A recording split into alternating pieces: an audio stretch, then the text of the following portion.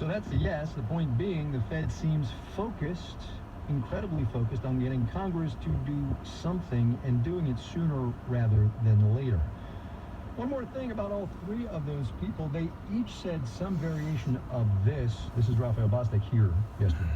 For many people, the systemic racism is so ingrained in everything that we do on a basic level that they don't even see it. They don't think about it as a structured inhibitor of African Americans' ability to do the things that other people get to do with no questions.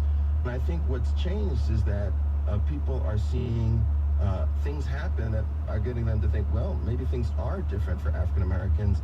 Maybe we should talk about this more and get a deeper understanding. Let me just, in a rare moment of shameless self-promotion here, recommend to that interview I did yesterday with Dr. Bostic. It was all him, the good stuff, not me. It's on our website. Also, and more to the point, his essay on systemic racism in this economy. We'll have a link to that too, obviously, marketplace.org.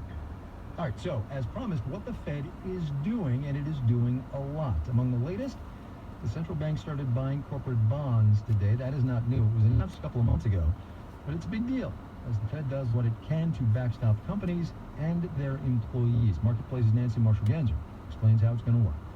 When a company wants to borrow money, it can issue corporate bonds. The buyers of those bonds are lending those companies money.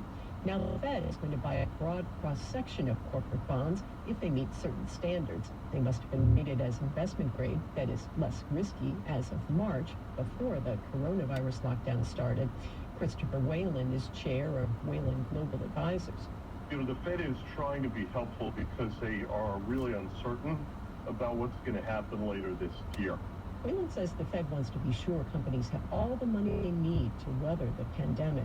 The Fed is also making this program